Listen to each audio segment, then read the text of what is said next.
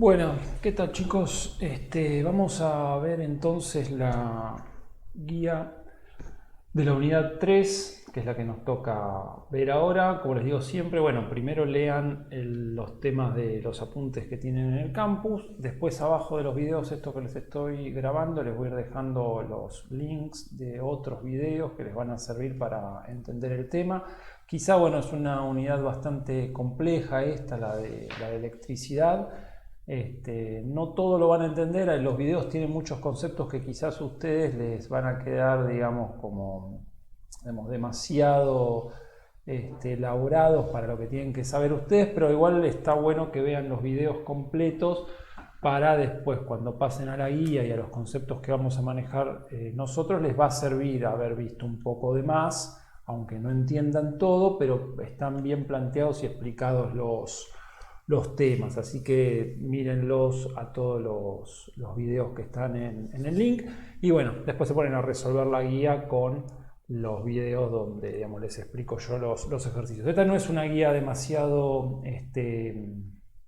de números, es más bien conceptual teórica con algunos pocos números, así que no van a tener mucho inconveniente, creo, en resolverla. Así que bueno, vamos a ir a ver el primer tanda de ejercicios. Sí, o sea, en la guía van a tener al principio una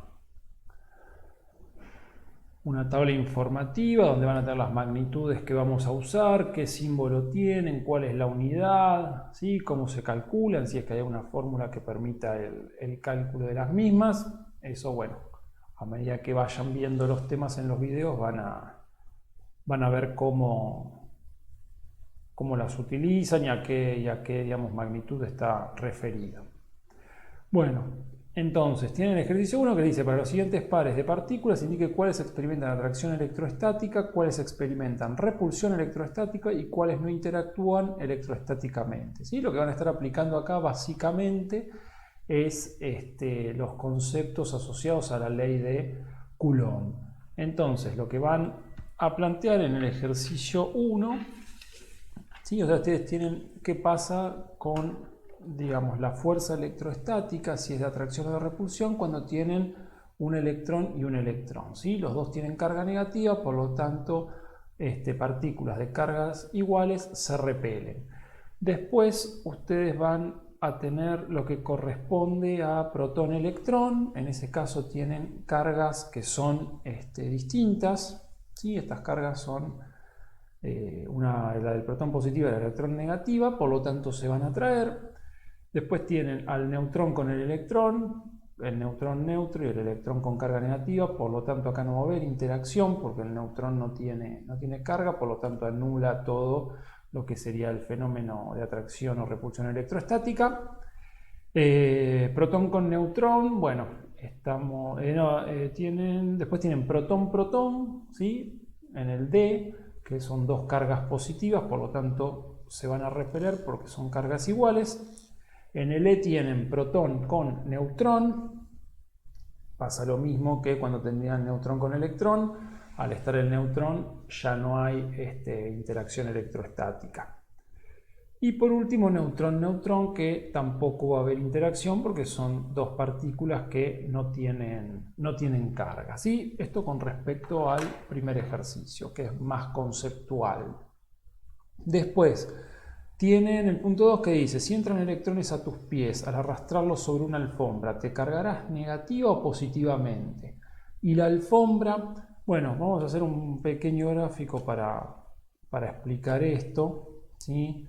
Ustedes tienen que pensar lo siguiente, ¿no? Si ustedes están en el piso, supongamos que hay una alfombra y están parados sobre ella, ¿sí? Al frotar contra esa alfombra lo que les dice que ingresan electrones. Ustedes saben que los electrones tienen carga negativa.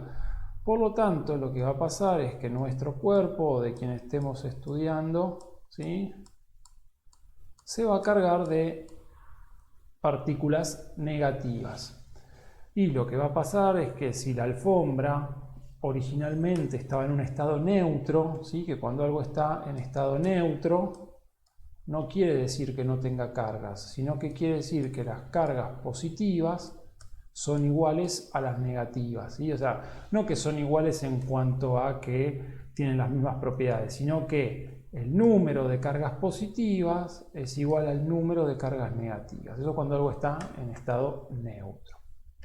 Bueno, si esta alfombra estaba en estado neutro y ahora los electrones con carga negativa pasaron al cuerpo de la persona, bueno, esto lo que va a quedar es con un exceso de carga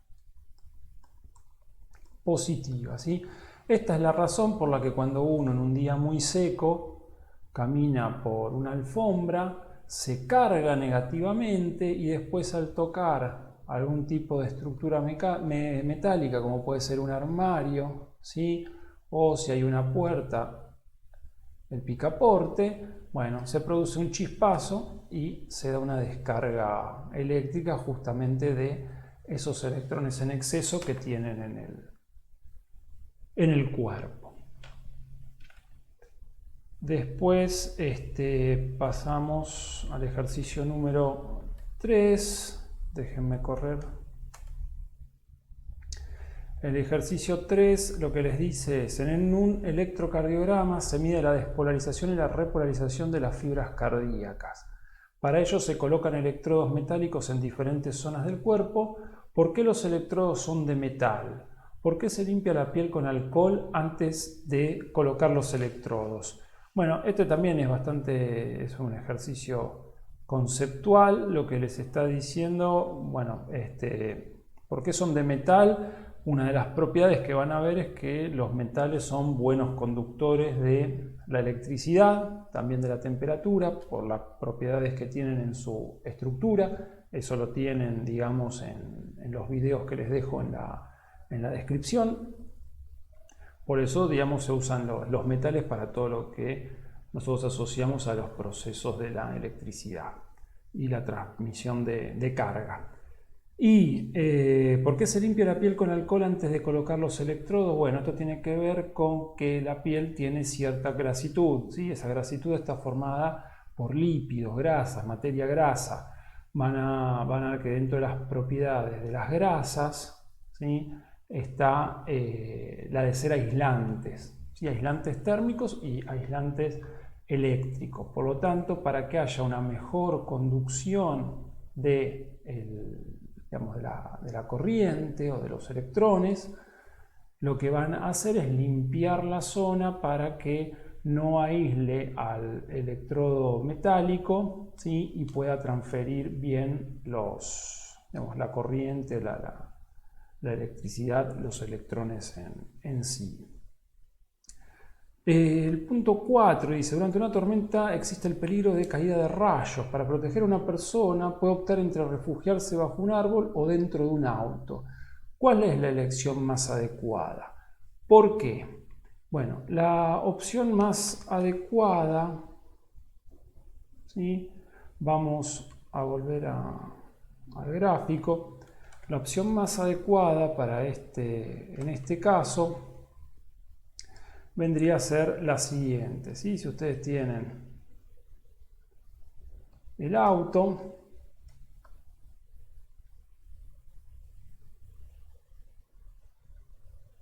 hermoso, ¿sí?, y tienen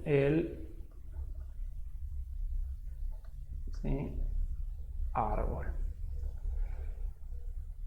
Digamos que si el rayo que cae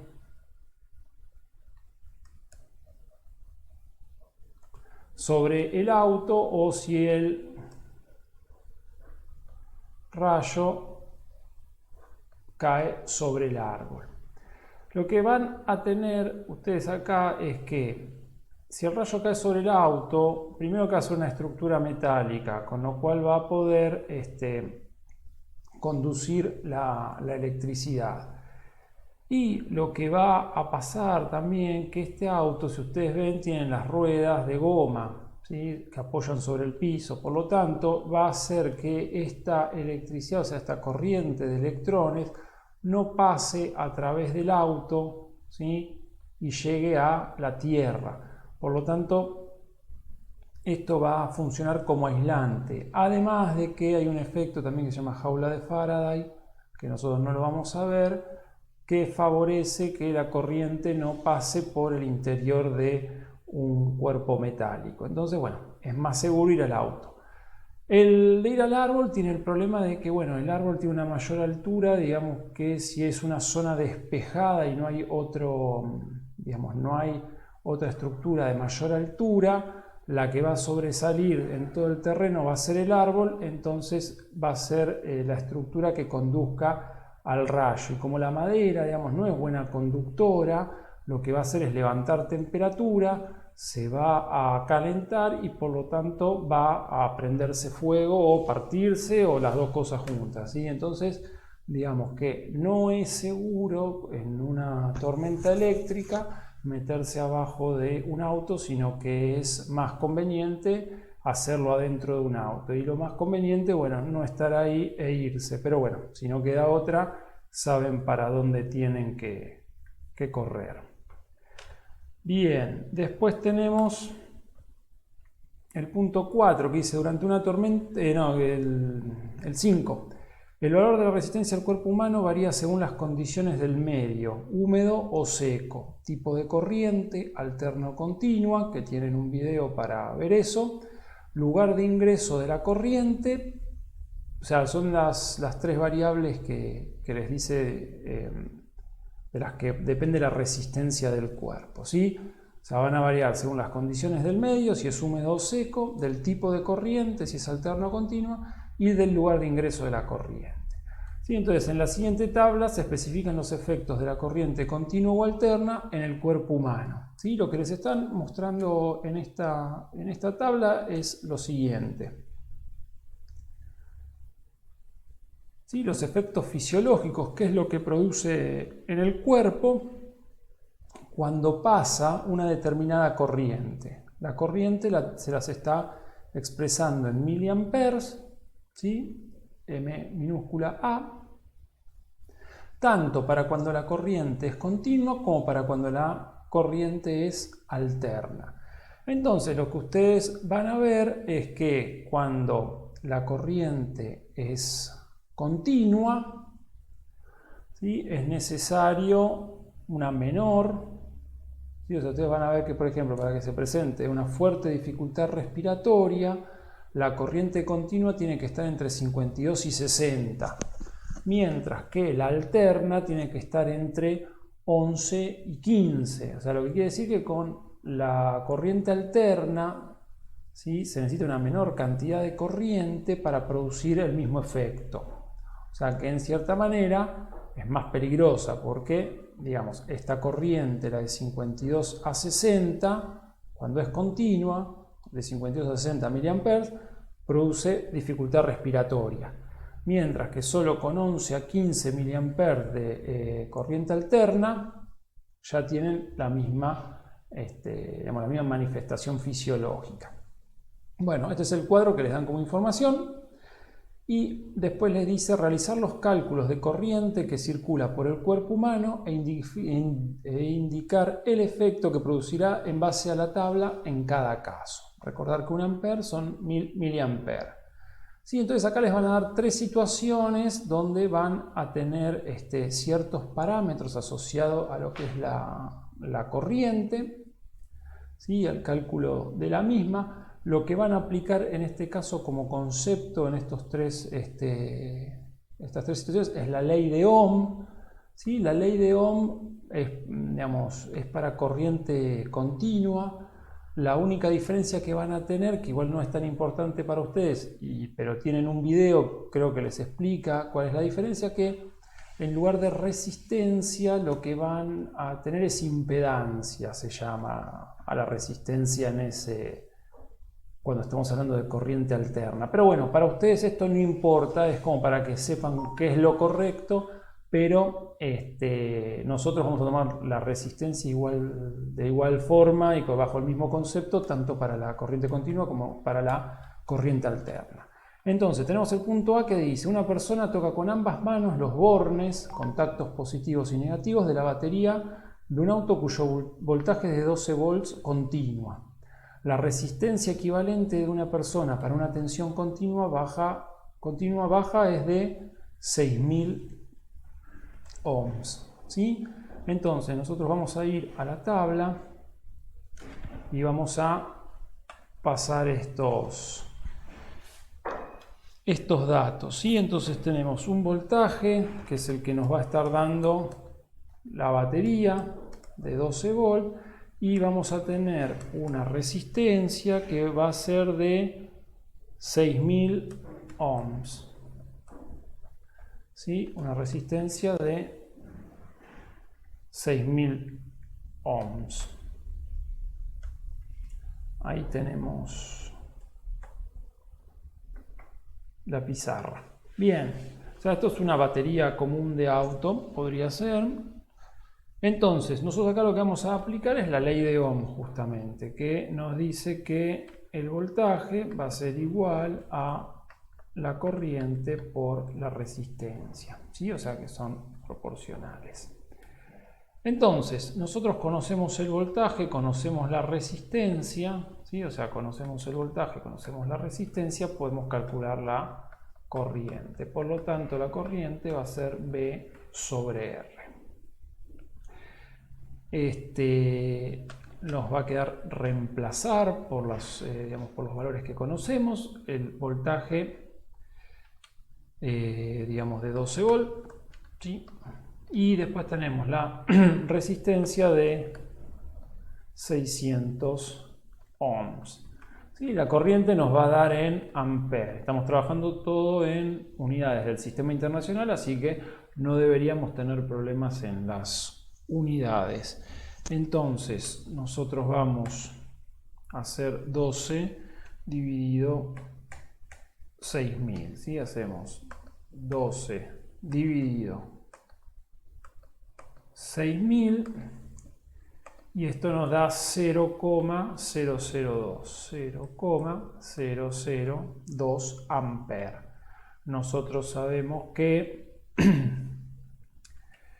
1000, tenemos que 1 ampere, ¿sí? Son 1000 miliamperes, y lo que vamos a tener que 0,002 amperes van a ser tanto. Esto es 0,002 por 1000. Lo que hacemos en definitiva es correr la coma 3 lugares, o sea que esto es 1, 2, 3 bajo la coma, o sea que esto equivale a 2,0 miliamperes. ¿Sí? ¿Por qué hice este pasaje de ampere a miliamper? Bueno, porque la lista que nosotros teníamos, ¿sí? O sea, nuestra guía nos estaba dando los datos, fíjense en la tabla, en miliamperes. Entonces, bueno, para poder compararlos. Esto nos dio 2 miliamperes. Entonces, además nos habían dicho que era de corriente continua. Y estamos con una corriente continua. Entonces vamos a la columna de corriente continua, donde dice intensidad, ¿sí? Lo pueden encontrar como corriente o intensidad de corriente, ¿sí? Son sinónimos. Entonces, la intensidad de corriente medida en miliamperes para una corriente continua, si está en el rango de, o sea, si a nosotros nos dio un valor de 2, quiere decir que está entre 3,6 y 4,1. O sea que nosotros tenemos estos valores. 3,6.